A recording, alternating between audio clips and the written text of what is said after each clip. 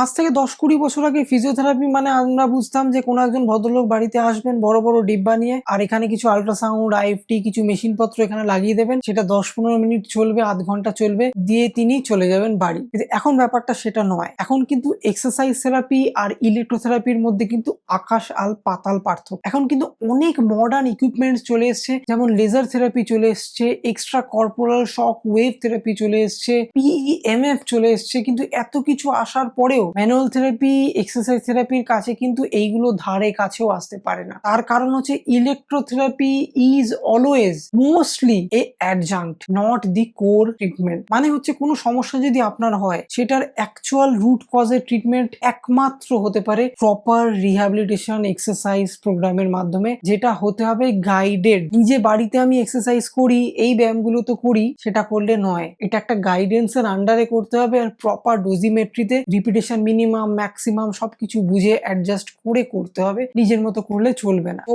অবশ্যই এরপর কেউ কোনো ফিজিওথেরাপি ক্লিনিকে গেলে বলবেন না যে আমার আল্ট্রাসাউন্ড, আইএফটি এখানে দেওয়া হতো, তো এটা নিয়ে আমি কিন্তু ঠিক হয়ে যাই। This is not the treatment. Treatment is getting something যেটার ফলে আপনাকে যাতে আর সেকেন্ড টাইম এটার জন্য আসতে না হয়, আর যেন পার্মানেন্ট একটা সলিউশন হয়। এরকম না যে 15 দিন আল্ট্রাসাউন্ড নিলাম, 1 মাস ভালো থাকলাম, আবার পরের মাসে আসতে হলো। That is not treatment. তো এক্সারসাইজ থেরাপি আর ইলেকট্রোথেরাপির মধ্যে পার্থক্যটা কিন্তু আমাদের অবশ্যই বুঝতে হবে।